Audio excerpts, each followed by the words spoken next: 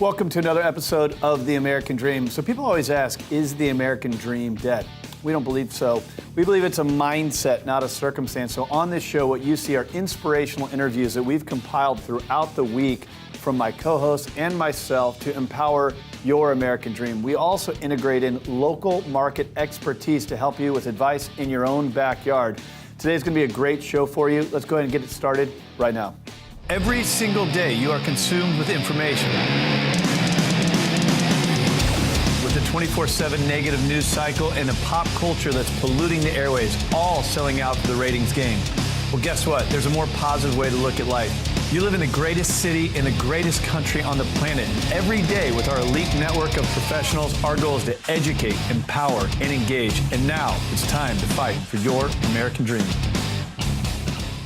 Purpose is born from one's commitment to solve a problem. You're going to hear that today on The American Dream. Our show compiles national interviews throughout the week to a weekend show on ABC, NBC, and CBS all across the country. So I wanted to speak about our purpose on the show so you really understand where we're coming from. Years ago, I hosted a radio show about 10 years ago. We spread that across the country, and one thing that really united our audience is that we were bipartisan, meaning not political. We weren't owned by a network. We were commercial-free and unscripted. We brought that to television. Isn't it now a time when people really need that, when we're divided on politics, gender, race, socioeconomic issues? I'm not saying these things aren't important, but there's a better way to communicate them. So when you watch our show, if you want to help us combat negative media, the best thing you can do is breathe oxygen in the stuff we're sharing with you. Please follow the show, follow us on social media, but more importantly, realize it's your show, not ours. We want you to reflect this thing back to you. So your comments, we share them, we comment on them, we put them on the show. We'd love to hear from you. Thank you so much for following, helping us with our purpose. That's the word on The American Dream. Now let's start these interviews right now.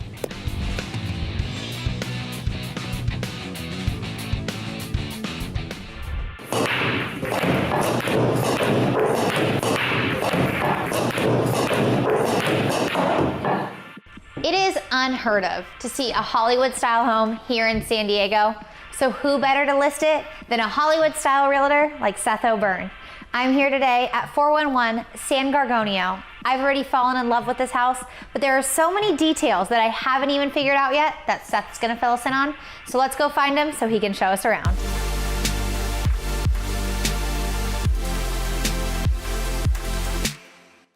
Hi Seth, how are you? Good. Thank you so much for having me here. Thanks for being here. This is a stunning home, and I didn't even notice the view till right now. This is amazing. It's incredible, right? You know, you think back, when Point Loma was founded by the Europeans in the 1500s, this was the edge of the world. And you look out, you see these boats, and you see these high rises. This is, I think, if anything, this is the center of it now. It absolutely is, and this home is the center of my eyes right now, so I want to learn about it more. Tell me everything. Yeah, I want to take you inside. Let's show you the architecture. Absolutely, let's go check it out. Okay, Seth, before we get started on this house, I really have to say how much I'm obsessed with these doors that bring the outdoors, indoors, indoors, outdoors. I love it. Yeah, no, it's amazing. Obviously, you get that kind of indoor-outdoor feel, and obviously the weather is incredible here in San Diego for that. But I think the best thing is it maximizes all the views. Yes. One of the things I like, speaking of views, is this Savant smart home system that we have on the property. Is that an iPad in the wall? This is an iPad in the wall. That's impressive. But then when you want to control it from a couch, you can pull it up right here, slide it unlocked, and with the Savant home system, you can open and close all the shades, you can turn on all the lights, you can set the temperature. So say you're taking a jacuzzi upstairs, right? You can turn up the heat there, but someone's hanging out by the fireplace, they decided that they're too warm, you can turn on the AC, and then you can control all of the music in every room. All from this iPad? All from this exact iPad. This is like goals right here. That's amazing. Yeah, this is life hacking. I love it, I love it. Okay, so after the iPad, so that's amazing. Yep. This kitchen though, yeah, to die for. I think it really proves this interior design concept, which is limit the number of colors and limit the number of embellishments, and you get this beautiful, well-organized, and I think really elegant kitchen. Absolutely. Okay, so the kitchen, you're gonna have a great dinner here, you're gonna be able to do a lot. What other rooms in the house are your favorites? Well, I want to take you up the staircase because it's one of the coolest staircases I think we've ever sold. Is that a floating staircase? That's a floating staircase. So you don't have to worry about how much you ate that day or how much you bench, because anybody can make it up this. These hold thousands of pounds. You could probably drive a Mack truck up these if you wanted to. This is amazing. Okay, so there are doors upon doors up here. Where should we start? Let's start in the home theater. So this home theater is one of my favorite things because not only is it a very cozy, cool, temperature-controlled home theater, it also opens up and you get that same view to downtown San Diego. Oh my gosh, so you can be watching your favorite movie, dark, cold, like theater vibes. Yes. But also watch, you know, the Chargers win their Sunday game. Yes. All the windows open, having a great time. You can watch a rerun of Breaking Bad, and right when you think you start getting a little pessimistic and scary, you can open this up and start feeling the optimism again. That home theater is incredible. Yeah, no, it really is. And all the bedrooms have a view to downtown San Diego and Point Loma, so every room is beautiful here. Oh my gosh, so you're waking up in the morning, not only are you in this stunning home, but you also have a view of San Diego that is uncomparable to anything I've ever seen. Yeah, absolutely. And this. I feel like every time I see something different with this home, I'm like, are you kidding me? It couldn't get better. Yeah, you know, it's like, you know, we sell a lot of properties in Rancho Santa Fe and Estates, and, you know, you've got the tennis courts and the pools and all this stuff. This has that similar feel where everywhere you turn, even in a property that's, you know, 5,000 square feet on a third of an acre lot, you get as much packed into this square footage as possible, and every single room has something really unique to offer. I have never seen anything like this, but the master's right here? Yes. So the master gets this view too? Yes, the master the master gets the best view, right? Oh my God. The master also has a floating bed. Okay, explain that to me more. Yeah, so there's a million reasons to have a floating bed, right? Everything I've ever wanted in life. Is a floating bed, right? And I think part of what's so cool about it is because if you look at the art and you look at the architecture, it's beautiful and it's sophisticated, but it's also kind of whimsical. Like, rooms are fun. Like, this house is meant to be enjoyed. And so something like a floating bed, I think, might be out of place in like a Spanish architecture home or something like this. But this property, it's meant for entertaining. This property is meant to have you show your master bedroom to people. So I think it's just really cool to be able to show off something like this. This is amazing. Bathrooms are incredible in the master bedroom as well. We saw those. Yeah. I'm in love with it. I just can't get over a floating bed. It's been a lot of really amazing And you can put a things, couple thousand pounds on top of this. So if you had a pet elephant or you had a lot of friends, like this is still the bed for you. Well, I am pleased to hear that my pet elephant can now reside in this house. Yeah, well, it's finally, right? A place in San Diego. Well, Seth, I am obsessed with this house, and I think that's an understatement. Cool. I think that it is, you know, really bringing Hollywood to San Diego. So thank you so much for introducing me to all the little details in this home and opening my eye to this great architecture. Cool, thanks for coming. If you were to look up hashtag goals on Google, this would be the first home that pops up. Multi-million-dollar architecture with a priceless view. I cannot say how obsessed I am with this home. So thank you so much, Seth O'Byrne, for having me out here today. And I'm gonna try to find a way to hang out here just a little bit longer.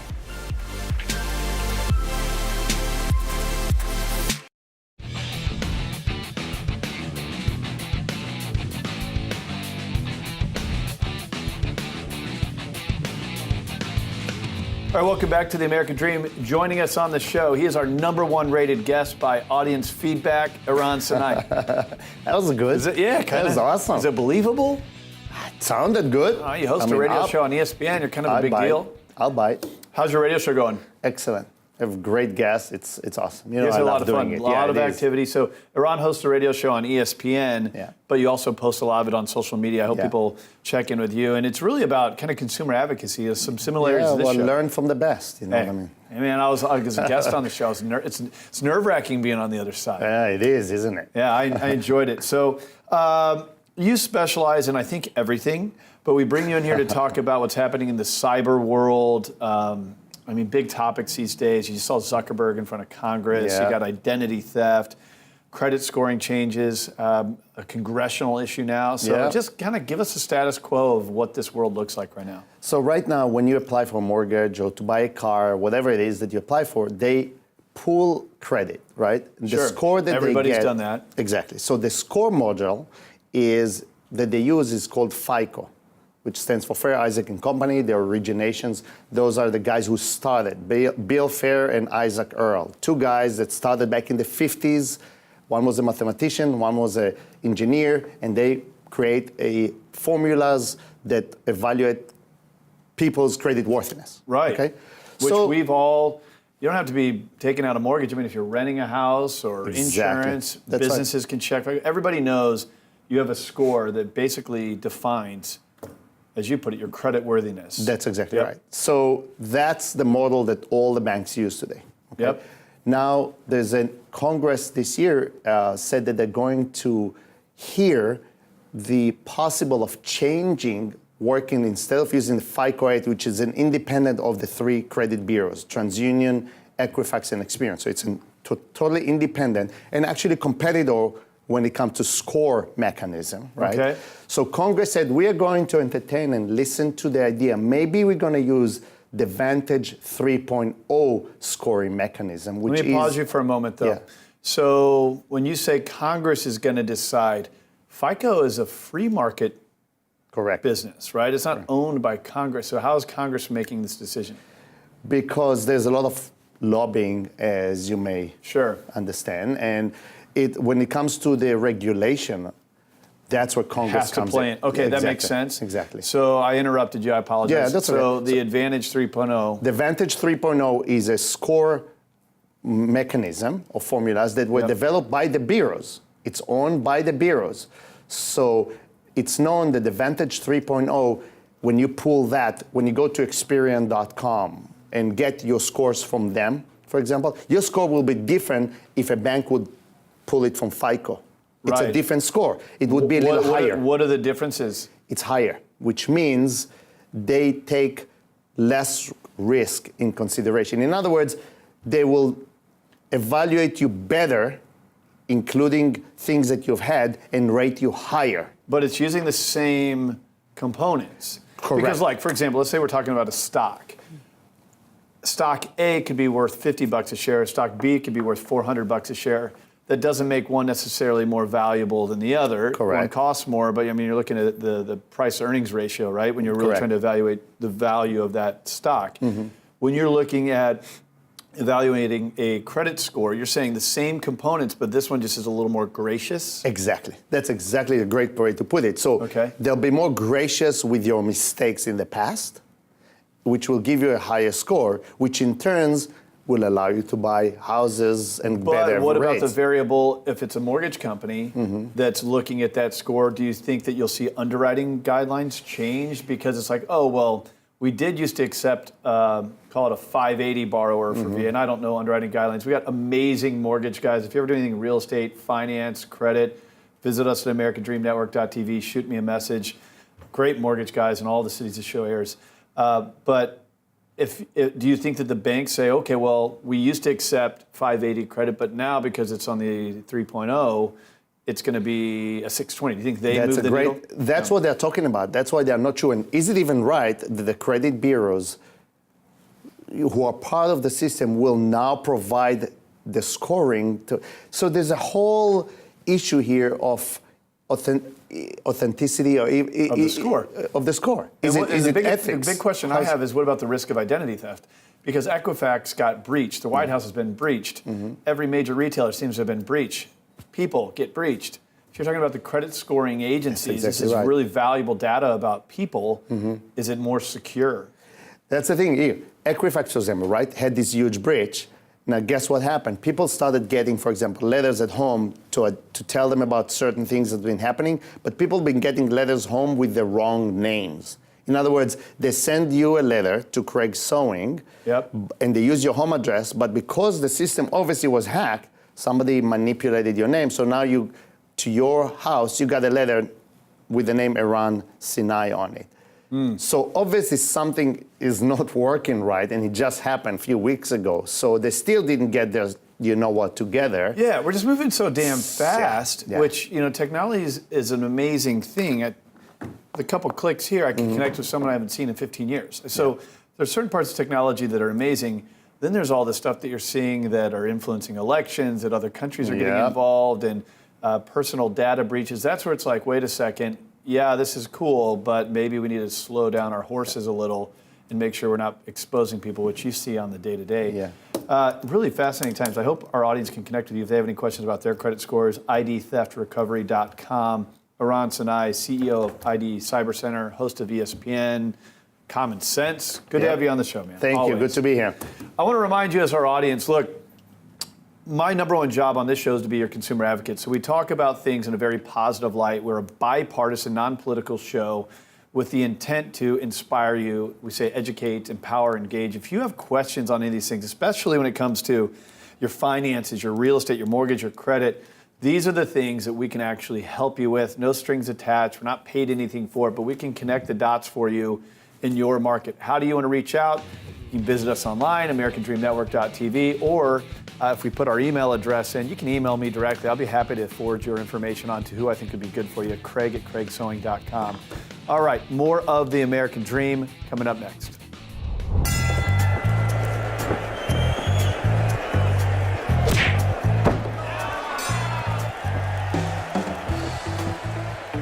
We have a winner!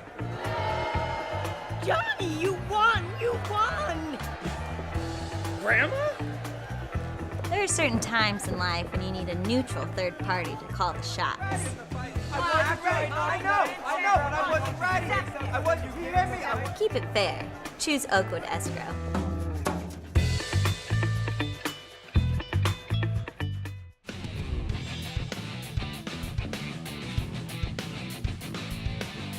All right, welcome back to the American Dream. The gentleman on my left here that we have on the show all the time talking about the real estate market. He's an award-winning realtor, great friend of the show, Darin Triolo. We're going to talk a little bit about a different topic than just real estate today. We're going to talk about the business of real estate, the dramatic shift that's happening, and then what the future of it really looks like. So when did you get into business, Darin? 2003. Okay, so yeah. 2003, we're talking 15, it sounds like yesterday, but 15 years, right? 15 years, yeah. Substantial time in the industry. You went through a market crash. How was that?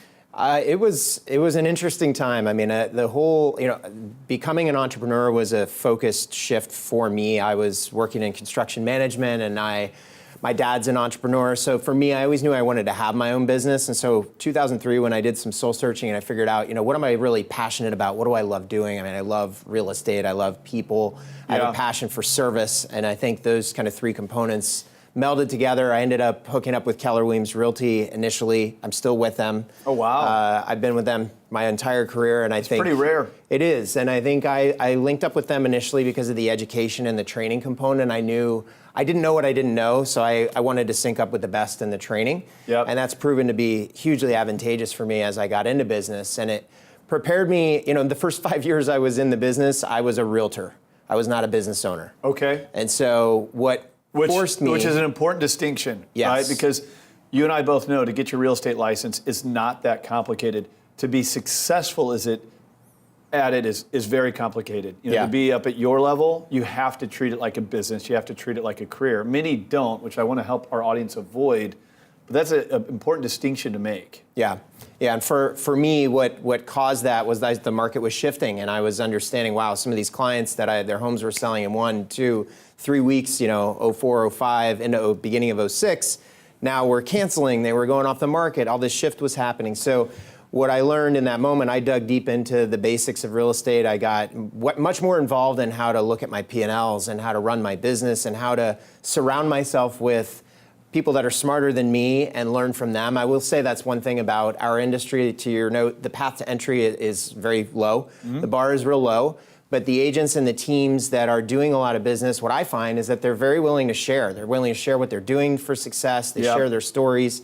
That really resonated with me because I love to pay that forward to my team members. And going into that recession, I actually gained a lot of market share because I positioned myself as a distressed real estate agent and an expert in that area. So, I had to be able to shift and move. Which was important. People needed that help, right? I mean, people were going into foreclosure, which is the worst thing, to avoid it, to short sale, to loan modification.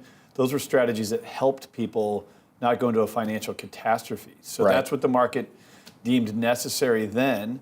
It's funny when you talk about getting into this business, there's that law of 80-20 where maybe you've heard of it. It's the principle that 20% do 80% of the production. In real estate, it's like 90-10. So you mentioned, I can't remember the words you used, but for me, it's registering as that game recognizes game. Those other elite realtors who really kind of own the market for good reason, right? Not like a monopoly, but actually have earned their keep and are now, in your case, helping to lead a market which is going through a lot of transition, but also I know that you're building your team.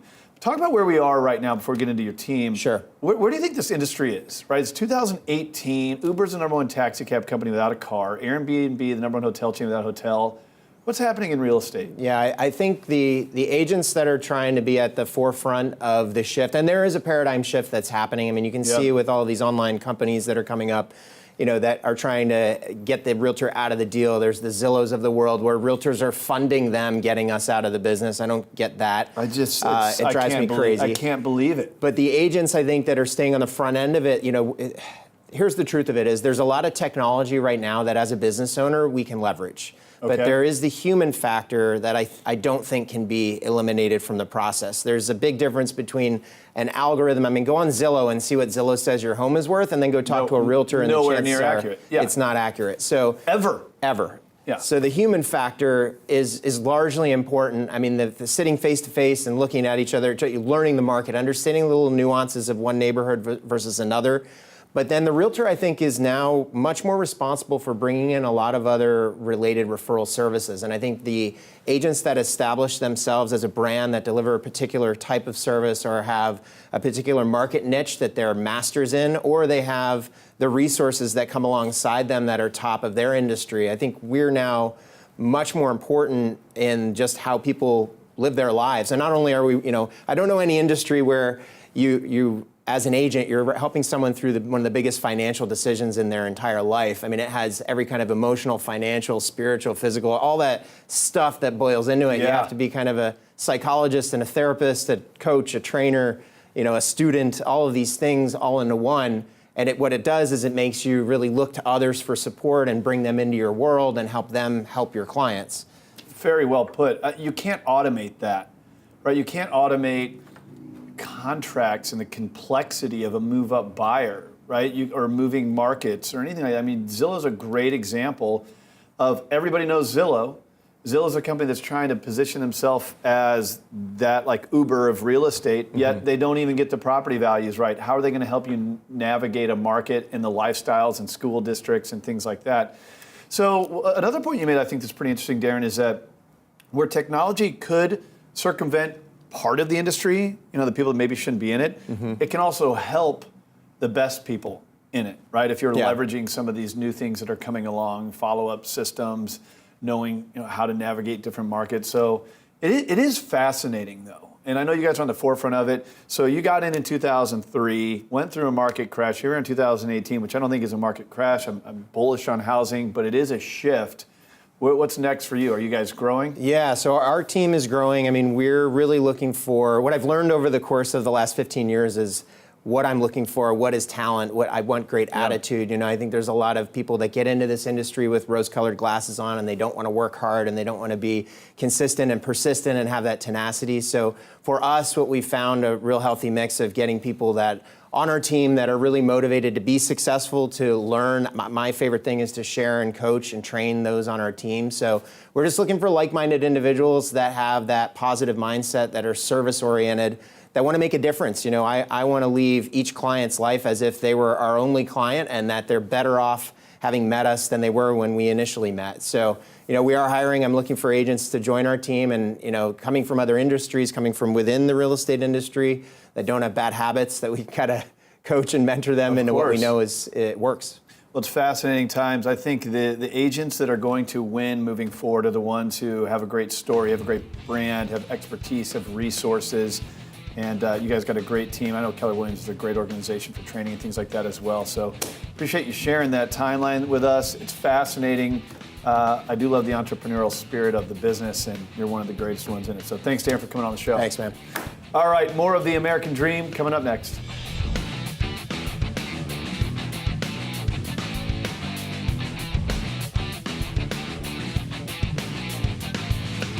All right, now joining us on the American Dream, great friend of the show. Today we are talking about purpose and communication. There's nobody who does it better than this guy, the Roberto Monaco. How's it going, buddy? So All happy is to be good. here. So you're a global speaker, traveling the world, speaking on big stages about speaking. Exactly. Right? Speaking about speaking. Yeah, That's exactly. It. So what's the latest with you?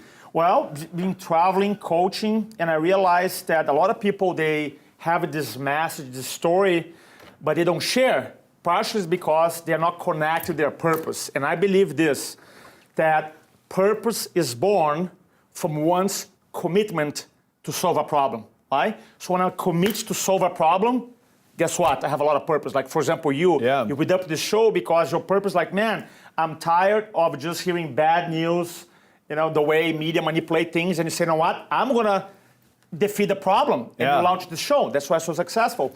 And I found that the best speakers, communicators, influencers, leaders, they realize that purpose is the key to get them going. Yeah, no, that makes a lot of sense. Can you teach that? I feel like it's not about teaching, it's about giving the right questions so people can find. You don't say, hey, here's your purpose. Now, you can ask questions. The definition is purpose is born from one's commitment, the word commitment, to solve a problem. So what kind of problems that you want to solve in the world?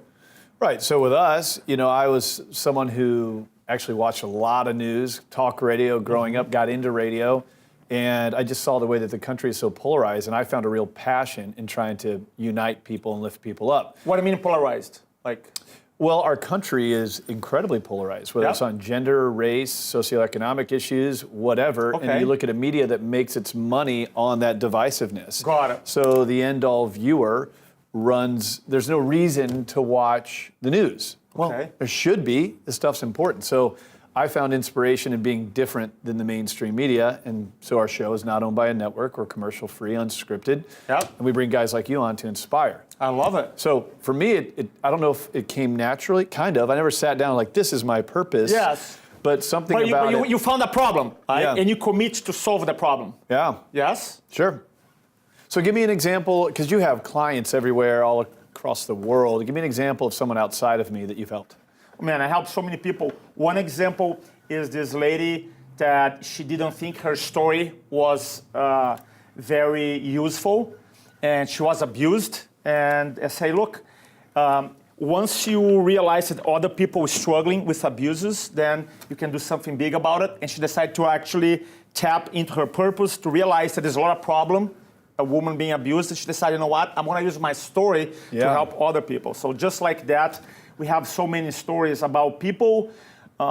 They are good communicators, Craig, but until you find this what's driving you, then you're not gonna do well. And let me tell you why. Because I feel that a lot of communicators, they don't feel their message. Does that make sense? Sure. I believe that the average presenter describes without feeling. The influencer feels before describing. And that happens because he or she is connected to the purpose. You know what I think is really interesting about the example that you gave with this gal? She probably, she's gone through a lot. You said that she went through abuse. Well, that causes a lot of people to bottle things up, not want to share it. And they tend to have the greatest opportunity to influence than anyone else, because there's a lot of people going through their story that are feeling the same thing that they are, right? So, I mean, she's actually out there making a big social impact, but you have to get that out of her. Yeah, for the idea is like, for me, it's not like I was trying to, hey, here's your purpose. It's for her, was more like to giving her or inspiring her to have the courage to tap and go inside them like, you know what, yes, I can use all these bad experiences to serve other people. And how important is vulnerability, right? Because some of that stuff being hard to share, people don't want to put it out there. They don't want to put it on social media. I feel like some people are not ready. So when you're not ready, that's okay. That makes sense, yep. But I think like you have to own your story. I believe that you have to own your story. And for the longest time, for example, I'm not going to tell the story because it's long, but after I worked for Tony Robbins for 6 years, I went to Mexico City, and I was doing a presentation in Spanish. I got kicked out of the stage in front of 600 people. What happened? You got kicked off stage? Yeah, in front of 600 people. I was doing a presentation in Spanish, and they said, man, your Spanish is not good enough. It's a whole story. But for 2 years, I never shared the story before. Why? Because I didn't want to be vulnerable, because I wasn't ready to share. Here I am, a speaker for Tony Robbins for many years, a speaking coach, being kicked out of the stage in front of 600 people. So for me, I didn't own that story. Then I realized that in life, either you own your results or your results own you. And at that time, when I wasn't sharing the story, my results are owning me. That means the negative results until I actually, you know what? I'm gonna own the results because I'm bigger than the quote unquote failure. So now I have the story I share, and it's very inspirational to people. Dude, you're just dropping knowledge on us today. I mean, great one-liners and everything. Man, you got a great story yourself. So today we're focusing on purpose. Yes. Your purpose leads to great communication. Yeah. Follow this guy, Roberto Monaco, online. He is in himself a great influencer, a communicator, speaking to communication. Truly an American dream success story. Love having you on the show, man. I love it, brother. Thanks so much for having me here. You bet. More of the show coming up next.